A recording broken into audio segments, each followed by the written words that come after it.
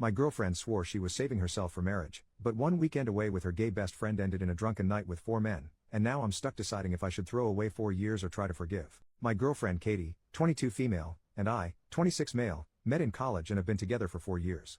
I'm the first person she's ever had a relationship with because her parents were very strict in high school. Our parents are religious and don't believe in lovemaking before marriage, and while I don't really care, she's very close with her parents, so we've been waiting. Now that she's graduated, I was planning on proposing within the next few months. I had a ring picked out and everything. I was head over heels for this girl. That all changed last night. Or last weekend really. Katie has had a male best friend since high school that her parents never liked because he claimed to be gay. Let's call him Liam. She was excited to be going to the same college as him, because it meant they could hang out as much as they wanted. I've never been a big fan of the male best friend thing, but he's gay, so whatever. Except 2 years ago, he came out as bisexual. I never really liked the vibes when he was around her, so I asked Katie to stop hanging out with him alone. She accused me of not being supportive of him and trying to control her, just like her parents did. I told her it was her choice if she wanted to keep seeing him alone, but I wouldn't be sticking around for it. It was the biggest problem we'd ever had in our relationship, but we worked through it. The compromise was that Liam and his boyfriend could hang out with me and my girlfriend together, as couples, but never alone. I never wanted to cut her off from her friends. With this stipulation, however, the 4 of us only got together twice before Liam ended up transferring to a different college over the summer. My girlfriend stayed in contact with them over Discord, stayed friends with both of them when they broke up, and formed a gaming server with them and some of their other friends. Most of these friends were men, but she assured me nothing funny was going on. Most of them even had girlfriends, she said. Last weekend was Liam's birthday party, and he invited her. Katie wanted to talk to me about it first, to make sure I was okay with it. She said she wanted to go since she hadn't seen him in 2 years, and it was only a 2-hour drive away. A bunch of her friends from the Discord server that she had never met in person before were going to be there, women included, and Liam's girlfriend would be there too. Since I had a weekend trip planned, leaving Friday, returning Sunday, I unfortunately wouldn't be able to attend with her, but I told Katie I trusted her and had no problems with her going to see her friends. The problem started Saturday night. She texted me in the morning when she was leaving for the party, she texted me when she got there, and she texted me a couple times throughout the night to check in. Katie told me that she had planned on driving back around 9 or 10, but it was around that time that the text messages stopped. I assumed she was just having a good time and I didn't want to seem controlling, so I didn't bother her. I did stay up to watch her location and make sure she got home though, and she did, around 2 a.m. It was unusual, but I trusted her, and didn't want to make any assumptions. I would call her in the morning and she would explain that she just got carried away having fun with her friends, I thought. I called her Sunday morning, and she didn't answer. She texted back a few minutes later that she had been sleeping, had a hangover, and wasn't feeling well. That was very strange, because Katie doesn't drink. I told her to drink lots of water and that I hoped she felt better, and got on my flight home. When I arrived at my apartment, I found her curled up in my bed in the dark. She has a key to my apartment, but hardly ever needs it because usually I'm with her to do the unlocking. I asked her why she hadn't stayed at her apartment to rest up, but she didn't say anything. Since then, the entire week, she has been saying she's not feeling well and has not left my room. She's taken off work, and I've been going home on my lunch breaks to make sure she was eating. I was worried about her, but in the back of my mind, I was also suspicious about what had happened at the party over the weekend. Late last night, Katie woke me up from the couch sobbing. It was the first time she had left my room since I'd gotten home, other than to use the bathroom. I consoled her until she had calmed down enough to be coherent, and asked her what was wrong. She told me she had done something horrible. She told me Saturday night, she had somehow gotten really drunk on accident, and Liam offered to drive her home. 3 of her friends from the gaming server on Discord got in a second car to follow them, to take Liam back home after they got to Katie's apartment. They helped her up the stairs and into her apartment. Then, she said, she made love with them. All of them. All 4 men. Katie said she doesn't remember most of it, that she was really out of it and didn't know what was going on.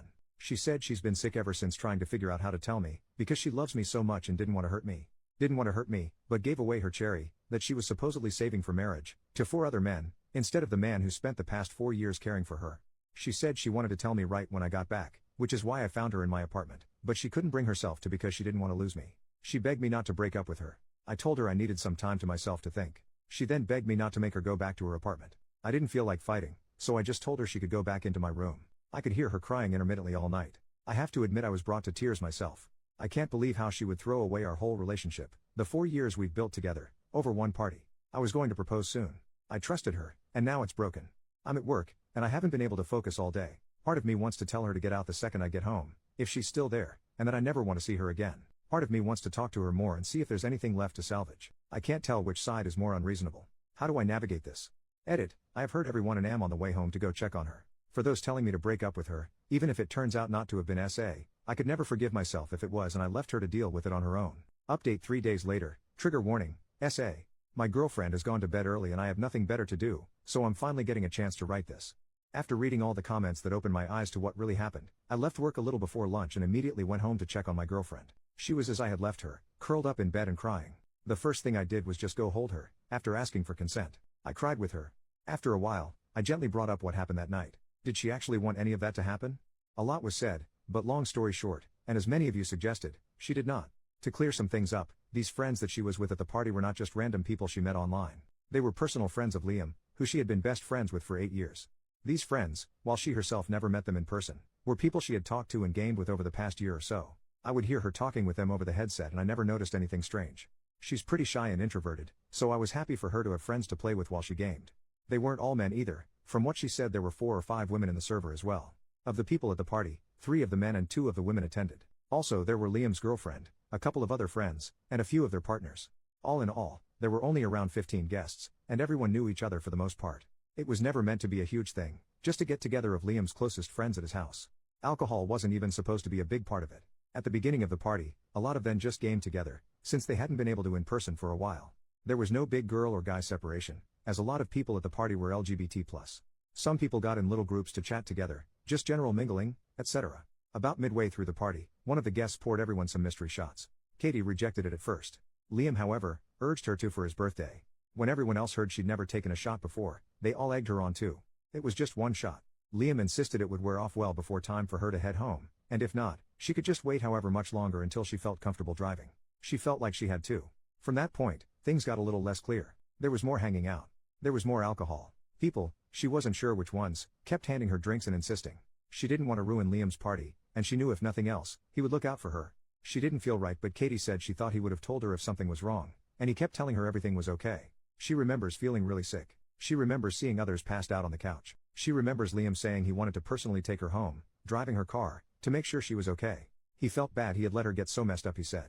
She remembers one of her friends from Discord telling Liam he would follow them in his car to take Liam back after, and she remembers 2 more guys from the Discord getting in his car. She remembers Liam giving her a bottle of water in the car to help her sober up. She remembers them carrying her up the stairs to her apartment and laughing. Being brought inside her apartment. I'm not going to describe any further than that. She didn't want any of what happened. Was she naive? Maybe. Did she probably miss some red flags, make some choices she shouldn't have? Sure. Katie did not deserve that. The fault belongs with the men who did it. She didn't want to file a police report, and I'm not giving her an ultimatum. I've read up a lot on how horrific that can be, and I'm in full support of her decision. Of course, if she ever changes her mind and decides she does want to file a report, I'll be there for her through that too. What we are going to do is see a doctor. Part of the reason Katie says she spent most of this time curled up in bed is that she has been in a lot of pain. She really doesn't want to be poked and prodded it down there, but after some convincing and assurance, she agreed. She's going to be seen on Monday, and also going to get pregnancy and STI testing, which we're equally worried about, done while we're there. Over the weekend we've talked a lot. We've both cried a lot. There's been lots of hugs, and giving space when needed. I have opened up the curtains in the bedroom so she gets sunlight in there at least. For anyone who is concerned, no, I'm not making her go back to her apartment. For the jerks who suggested it, no, I'm not leaving her, before or after her healing, to find someone who isn't damaged, and no, I will not be ratting her out to her parents. I'm taking the entirety of next week off to stay home and take care of her, go to as many doctor's appointments as needed, set up therapy, etc. I don't think I can ever make up for leaving her alone the way I did this past week, but I will be there for her through anything and everything that comes next, whatever that may mean. Again, thank you to everyone from my first post who helped me realize what an egocentric dummy I was being. Katie isn't okay right now, but hopefully we can get there.